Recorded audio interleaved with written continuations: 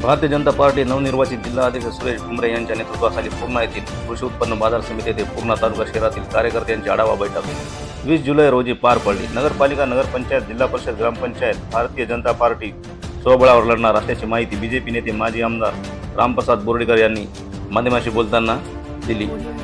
नवीन नियुक्ती कार्यकर्त्यांना त्यांच्या कामाविषयी मार्गदर्शन केले तर जिल्हा अध्यक्ष सुरेश भुमरे यांनी पण पदाधिकारी कार्यकर्त्यांच्या कामाचा आढावा घेतला। याच कार्यक्रमात काही कार्यकर्त्यांच्या नियुक्ती करण्यात आल्या।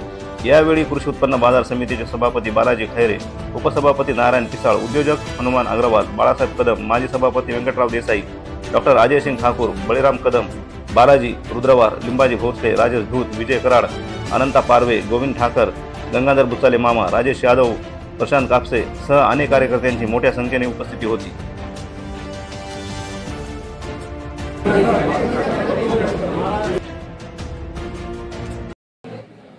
मुंबईच्या ग्रामीण आणि शहरी मंडळाच्या बैठकीमध्ये आज संघटनात्मक चर्चा घडली आणि येणाऱ्या जिल्हा परिषद, पंचायत समिती, नगरपालिका, महानगरपालिका या संदर्भामध्ये कामाला लागण्याच्या संदर्भामध्ये सूचना कार्यकर्त्याला देण्यात आल्या आणि या वेळेस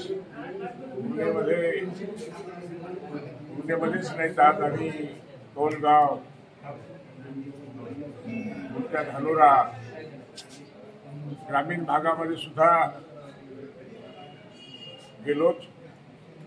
भारतीय जनता पक्षाच्या बाबतीमध्ये सर्वसामान्य माणसामध्ये चांगल्या पद्धतीचा उत्साह आहे।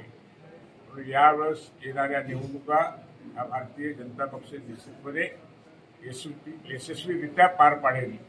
निश्चितपणे जिल्हा परिषद, नगरपालिकेवर भारतीय जनता पक्षाचा झेंडा फडकेल हा विश्वास या निमित्ताने आणतो। निवडणुका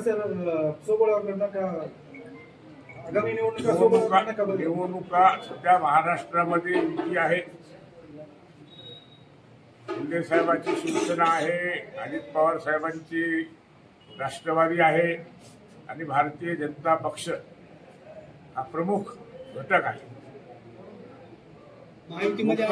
लोकल लेवलवर काय परिस्थिती निर्माण होते त्या परिस्थितीचे अवलोकन करून वेळेवर हा निर्णय घेऊ।